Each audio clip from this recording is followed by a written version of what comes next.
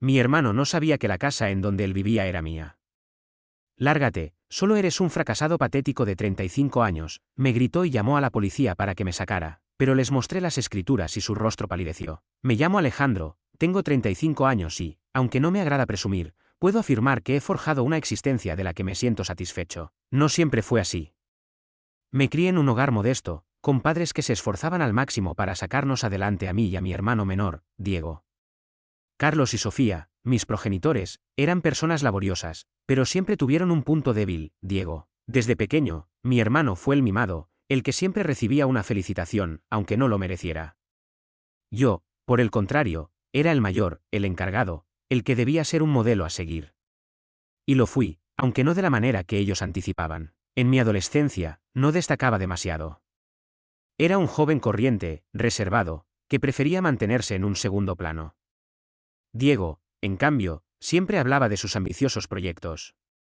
Voy a ser multimillonario, proclamaba con una sonrisa segura. Tendré una compañía, autos de lujo, todo. Mis padres lo observaban con admiración, como si cada frase que pronunciaba fuera una predicción certera. Yo solo me limitaba a sentir. No me interesaba rivalizar con él, porque siempre supe que los discursos carecen de valor sin acciones que lo respalden. A los 18 años, abandoné el hogar para cursar estudios universitarios. No fue sencillo. Trabajaba de noche en un restaurante para costear mis gastos, mientras estudiaba gestión de empresas durante el día. Diego, por su parte, se quedó en casa. Aseguraba que la universidad no era para él, que aprendería en la escuela de la vida. Mis padres lo respaldaban, diciendo que cada persona tiene su propio sendero. Yo guardaba silencio, pero, en el fondo, me irritaba que nunca le demandaran nada. Siempre era yo quien debía probar algo. A los 28 años, tras mucho empeño, establecí mi propia compañía. Comencé de forma modesta, con una asesoría empresarial que ayudaba a pequeños negocios a organizarse mejor. No fue un triunfo inmediato, pero, con el tiempo, mi labor rindió frutos. A los 30, ya tenía una empresa consolidada con clientes en varias ciudades. A los 32, adquirí mi primera propiedad, un apartamento pequeño pero acogedor. A los 35, poseía 3 inmuebles, una cuenta bancaria sólida y una vida que, aunque no era impecable, me hacía sentir que todo el sacrificio había valido la pena. Diego, en contraste, no había evolucionado. Seguía viviendo con mis padres, pasando de un empleo a otro. Lo despedían de todos lados porque llegaba tarde, no cumplía con sus responsabilidades o, simplemente, porque no le interesaba. Siempre tenía un pretexto: el jefe era un necio, el trabajo no era adecuado para él o esto no es lo que quiero hacer con mi vida. Pero lo peor no era eso. Lo peor era que, cada vez que nos encontrábamos, él me miraba con desdén, como si yo fuera inferior. Alejandro, sigues siendo el mismo inepto de siempre, me decía, mírame a mí, yo voy a triunfar. Yo solo sonreía y cambiaba de tema. No valía la pena discutir con alguien que vivía en un mundo de ilusiones. A pesar de todo, yo apreciaba a mis padres. Carlos y Sofía siempre fueron buenos conmigo, aunque a veces sentía que su cariño por Diego era más evidente. Me contactaban con frecuencia, me invitaban a comer y siempre expresaban lo orgullosos que estaban de mí. Pero un día, todo cambió. Fue una llamada que nunca olvidaré. Era un sábado por la mañana cuando mi madre, Sofía, me llamó. Su voz sonaba inquieta, pero también tenía ese tono que usaba cuando quería pedirme algo significativo. Alejandro, hijo, necesitamos conversar contigo, dijo. Es sobre Diego. ¿Qué pasó ahora?, pregunté, intentando no sonar molesto. Es que él no está bien, no tiene empleo, no tiene ahorros y sigue viviendo con nosotros. Tu padre y yo ya no somos tan jóvenes, y queremos que Diego tenga un lugar propio, un espacio donde pueda empezar de nuevo. Hice una pausa. Sabía a dónde se dirigía esta conversación. ¿Y qué quieren que haga yo?, pregunté, aunque ya intuía la respuesta. Alejandro, tú tienes tus propiedades, ¿verdad? ¿No podrías prestarle una casa a tu hermano, solo por un tiempo, hasta que encuentre un buen empleo? Me quedé en silencio. No podía creer lo que oía. Diego, que nunca había hecho nada por prosperar, quería que le proporcionara una casa sin costo.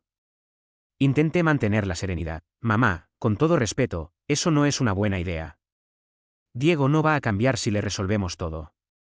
Él necesita aprender a valerse por sí mismo. Pero es tu hermano, intervino mi padre, Carlos, que estaba escuchando en altavoz. La familia se apoya, Alejandro. No puedes dejarlo en la calle. No estoy diciendo que lo deje en la calle, respondí. Pero darle una casa sin que haga nada por merecerla solo va a perpetuar su irresponsabilidad. La discusión se prolongó casi una hora. Mis padres insistían, argumentando que Diego solo necesitaba una oportunidad, que estaba atravesando un mal momento, que yo, como hermano mayor, debía ayudarlo. Me dolía oírlos, porque sabía que lo querían con todo su corazón, pero también sabía que estaban equivocados. Aún así, tras mucha presión, cedí, no porque creyera que era lo correcto, sino porque no quería defraudar a mis padres. Está bien, dije finalmente. Le daré una casa, pero que quede claro que es temporal y que él debe buscar empleo y salir adelante. Gracias, hijo, exclamó mi madre, aliviada. Sabíamos que podíamos contar contigo. Les indiqué que no le entregaría las llaves personalmente a Diego. No quería enfrentarme a él ni lidiar con sus comentarios arrogantes. Les pedí que ellos se encargaran de dárselas. Mis padres aceptaron, y así fue como Diego se mudó a una de mis propiedades, una vivienda modesta pero atractiva en un barrio apacible. Nunca le revelé que la casa era mía. No porque quisiera ocultarlo, sino porque no quería darle más motivos para sentirse superior o para mofarse de mí.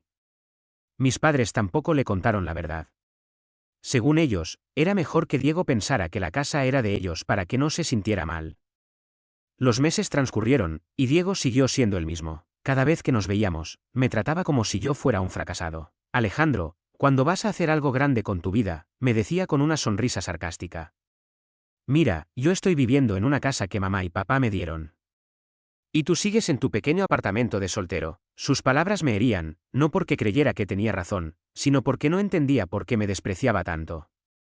Yo nunca le había hecho nada malo, al contrario, gracias a mí tenía un techo sobre su cabeza.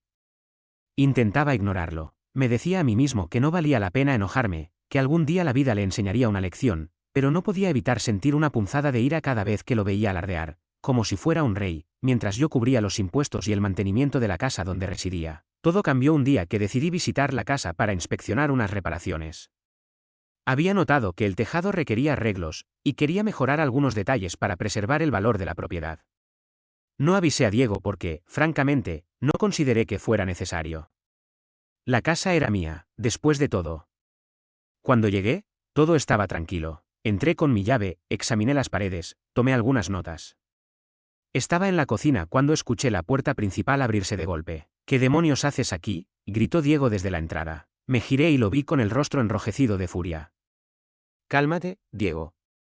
Solo vine a inspeccionar unas cosas. ¿Inspeccionar unas cosas? Esta es mi casa, Alejandro. ¿Cómo entraste? ¿Robaste una llave o qué? Suspiré, intentando mantener la calma. Diego, esta casa es mía. Yo solo estoy aquí para hacer unas reparaciones. ¿Tuya?, se burló con desdén. No me hagas reír. Esta casa es de mamá y papá, y ellos me la dieron a mí. Tú no tienes ningún derecho de estar aquí. Diego, te estoy diciendo la verdad. Esta casa es de mi propiedad. Si quieres, te muestro los documentos. Cállate, inútil, vociferó. Siempre has sido un perdedor, Alejandro. Lárgate de mi casa ahora mismo. Intenté explicarle de nuevo, pero no me dejaba hablar. Estaba fuera de control, paseándose de un lado a otro, señalándome con el dedo. Eres un fracasado patético de 35 años que no ha logrado nada en su vida, me gritó. No sé cómo te atreves a entrar aquí como si fueras el propietario. Esas palabras me dolieron más de lo que quería admitir, no porque fueran ciertas, sino porque venían de mi propio hermano. Intenté mantener la calma, pero mi paciencia se estaba agotando. Diego, te lo digo por última vez. Esta casa es mía. Si no me crees, puedo probarlo. Fuera, gritó. Voy a llamar a la policía para que te expulse de aquí como el intruso que eres. Me crucé de brazos y me reí. Adelante, llámalos. Vamos a ver quién tiene la razón. Diego me miró con odio, sacó su celular y marcó al 911. Mientras hablaba con la policía, fui a mi coche y saqué los títulos de propiedad, junto con otros documentos que demostraban que yo era el dueño. No iba a permitir que esto se convirtiera en un espectáculo, pero si Diego quería confrontarme, yo estaba preparado. 15 minutos después, llegó un patrullero. 2 oficiales descendieron y se acercaron a nosotros. Diego, todavía furioso, comenzó a hablar antes de que yo pudiera decir algo. Este tipo irrumpió en mi casa sin permiso, dijo, señalándome. Es un intruso. Expúlsenlo de aquí. Los oficiales me miraron. Uno de ellos, un hombre de unos 40 años con expresión seria, me preguntó, ¿Es eso cierto, señor? ¿Entró sin permiso? No, oficial, respondí con calma. Esta casa es de mi propiedad. Vine a inspeccionar unas reparaciones. Aquí están los títulos. Le entregué los documentos, que revisó con cuidado. Diego se quedó inmóvil, pero seguía mirándome con desdén. Eso es falso, dijo. Esa casa es de mis padres. Ellos me la dieron. El otro oficial, una mujer joven, se giró hacia él. ¿Tiene algún documento que lo demuestre, señor? Diego se quedó sin palabras. Bueno, no, pero mis padres me lo aseguraron. Esta es mi casa. El oficial que tenía los títulos levantó la vista. Señor, estos documentos son claros. La casa está a nombre de Alejandro Torres. ¿Tiene algo que demuestre que usted tiene derecho a estar aquí? El rostro de Diego palideció. Sus ojos se abrieron como platos, y empezó a sudar. No, no puede ser, balbuceó. Esto es un error. Alejandro no puede ser el dueño. Lo soy, dije, mirándolo a los ojos. Y gracias a mí has estado viviendo aquí gratis. Pero se acabó. Oficiales, por favor, expúlsenlo de mi propiedad.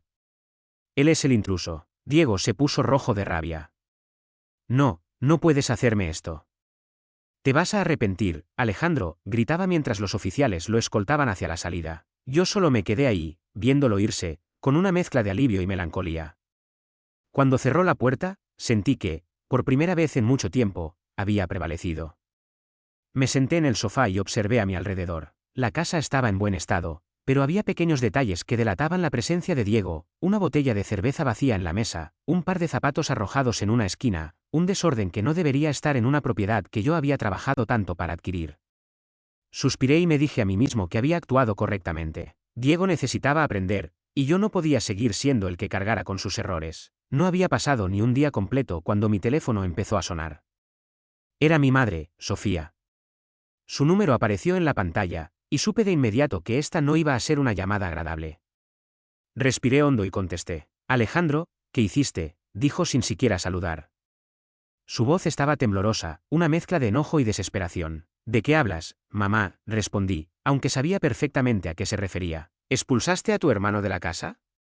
La policía lo sacó como si fuera un delincuente. ¿Cómo pudiste hacerle eso a Diego? Intenté mantener la serenidad, como siempre. Mamá, escúchame. Diego me insultó, me llamó fracasado. Dijo que yo no tenía derecho a estar en la casa, pero esa casa es mía. Yo la compré con mi esfuerzo. Él no tiene ningún derecho a tratarme así, mucho menos a vivir gratis en una propiedad que no le pertenece. Es tu hermano, gritó. La familia se apoya, Alejandro. No puede ser tan egoísta. ¿Qué va a hacer ahora? No tiene a dónde ir. Sentí una punzada en el pecho, no porque creyera que estaba equivocado, sino porque odiaba escuchar a mi madre tan alterada. Siempre había sido mi punto débil. Quería protegerla, hacerla feliz, pero esta vez no podía ceder. Mamá, yo le di esa casa porque tú y papá me lo pidieron. Lo hice por ustedes, no por él. Pero Diego no respeta nada. Me gritó, me humilló y llamó a la policía pensando que podía sacarme de mi propia casa. Y yo soy el malo por defenderme. Eres un exagerado, intervino mi padre, Carlos, que claramente estaba escuchando en altavoz. Diego solo estaba molesto. Tú sabes cómo es. Podrías haber hablado con él, explicarle las cosas, pero no tuviste que humillarlo frente a la policía. Explicarle, dije, sintiendo que mi paciencia se agotaba. Le dije 1000 veces que la casa era mía, pero no quiso escuchar. ¿Qué querían que hiciera? Que me dejara insultar y expulsar de mi propia propiedad. Es tu hermano menor, replicó mi padre. Tú eres el mayor, Alejandro. Se supone que debes cuidarlo, no echarlo a la calle como si fuera un extraño. Esas palabras me dolieron más de lo que esperaba, no porque dudara de mi decisión, sino porque me di cuenta de algo que siempre había sospechado. Para mis padres, Diego siempre sería la prioridad. No importaba cuánto hubiera logrado yo, cuánto esfuerzo hubiera invertido en construir mi vida. En sus ojos, yo era el responsable de arreglar los desastres de mi hermano. Papá, mamá, dije, tratando de sonar firme, pero tranquilo, yo he ayudado a Diego más de lo que él merece. Le di una casa para que viviera gratis, sin pedirle nada a cambio. Pero él no valora nada. Si quieren ayudarlo, está bien, pero no voy a seguir siendo su soporte. Que busque un empleo, que se haga responsable de su vida. No le voy a devolver la casa. Hubo un silencio al otro lado de la línea. Luego, mi madre habló con la voz rota: Alejandro, si haces esto, no te vamos a considerar nuestro hijo. La familia se apoya, y tú estás dando la espalda a tu hermano. Esas palabras fueron como un golpe en el estómago. Nunca imaginé que mis propios padres me dirían algo así. Por un momento, dudé. Pensé en ceder, en decirles que lo solucionaríamos, que Diego podía volver a la casa. Pero entonces recordé su rostro, su risa sarcástica, sus insultos. Recordé todas las veces que me llamó fracasado mientras vivía de mi esfuerzo, y supe que no podía seguir permitiendo eso. Lo siento, mamá, dije finalmente. No voy a cambiar de opinión. Diego necesita aprender, y ustedes también. Si quieren dejar de considerarme su hijo por esto, es su decisión, pero yo no voy a seguir cargando con los errores de los demás. Colgué el teléfono antes de que pudieran responderme. Mi corazón latía con fuerza, y mis manos temblaban. Me sentía liberado, pero también destrozado. Había perdido algo ese día, no solo la relación con mi hermano, sino también una parte de la conexión con mis padres. Sin embargo, por primera vez en mucho tiempo, sentí que estaba defendiendo mi propio valor. Los días siguientes fueron un torbellino. Mis padres no volvieron a contactarme, y yo tampoco los busqué. Me enfoqué en mi trabajo, en mi empresa, en las cosas que me hacían sentir que valía la pena, pero no podía evitar pensar en Diego.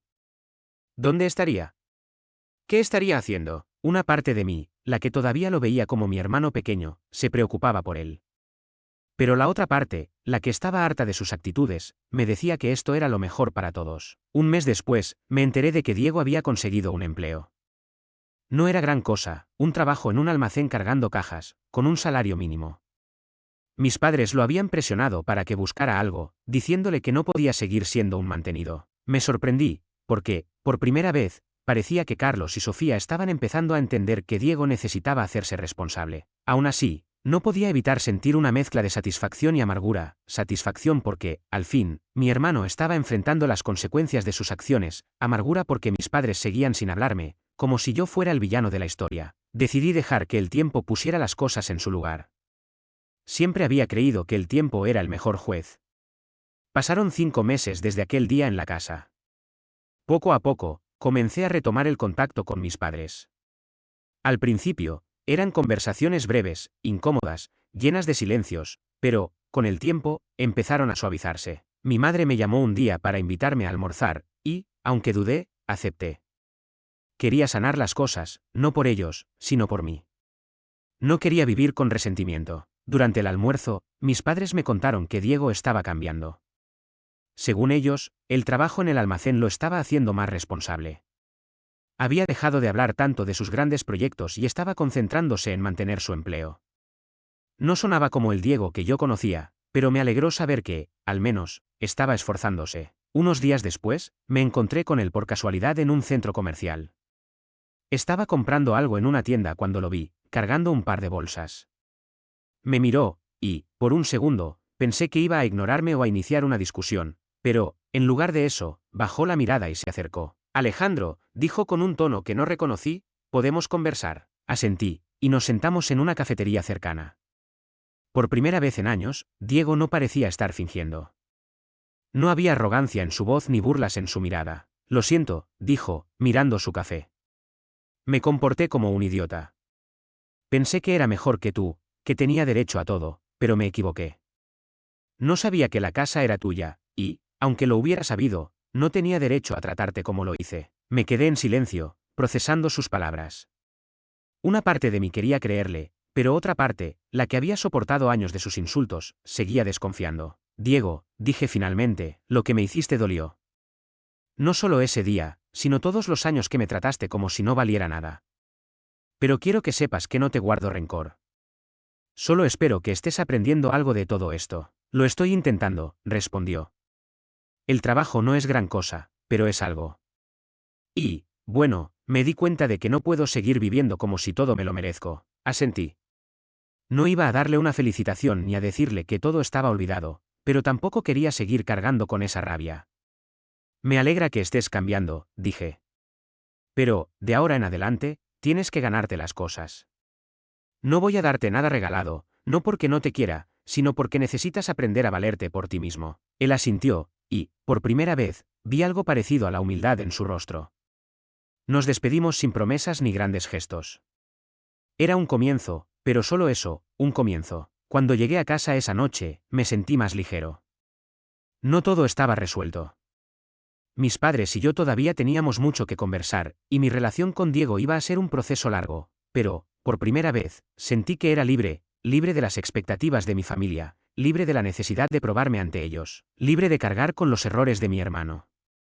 Había defendido mi lugar, y, aunque el camino no había sido fácil, valía la pena.